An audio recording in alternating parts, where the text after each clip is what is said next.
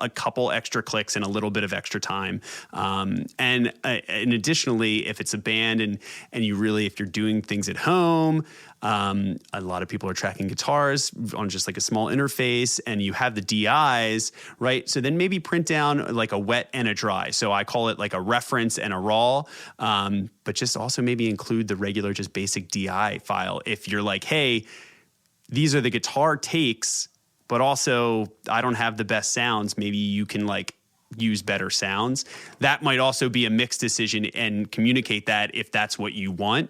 But then also try to include something that's at least like, well, this is what I've been hearing as the artist when I was recording it. You know, it's not the best, but it's kind of like what I wanted. It's the best out of the ones I had to choose from. And that even helps them understand a little bit where to start going, right? But that also kind of gets more into reference material, which we will tackle at the top of the next session that we will break into when we finally dive into the ultra coveted mixing series. So with that in mind, I think that this covers it. Hopefully this was helpful. It's always good to kind of go back through these like fundamental things and talk about that communication, especially when you're collaborating with other people, or even if you're just doing this yourself. It's good practice to kind of make sure you're making things easier and getting in good habits for if you do start to work with other people, or even do this professionally for other people. You know, it's like, it's going to really pay dividends down the line to get in good habits now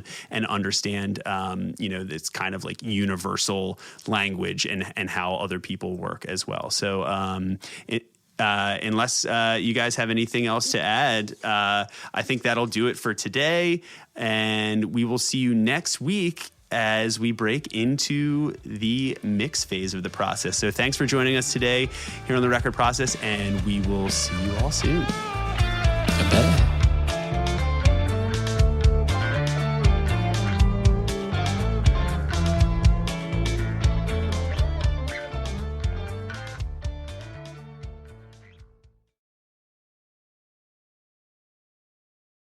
Hey everybody, just a quick reminder that if you've made it this far with us on The Record Process, then you don't want to go anywhere, because it's only getting started, and very soon we are going to start diving right into another 5-part series, this time all about the mixing phase of making a record. So the first episode, we're going to start up with getting things organized, getting your tracks routed, and handling all of that left brain intensive stuff that's going to set the stage for a great creative mix process. So don't go anywhere. And again, we really, really appreciate it if you can share the show with anybody in your world that's making music, anybody that you're making music with, anybody that you think could benefit from some of the information we're putting forward on this. And if you've already done that, then please consider taking a second to leave us a review for the show on Apple Podcasts. It really, really does mean a lot. We're not asking anything else. We just want to get this out there and have a great conversation and have some great discussions and provide some information and maybe answer some of your questions in the future and bring some of your recommendations to light as well for those of you in the audio engineering and music communities.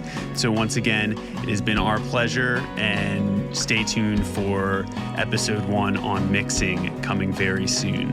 And we'll catch you next time on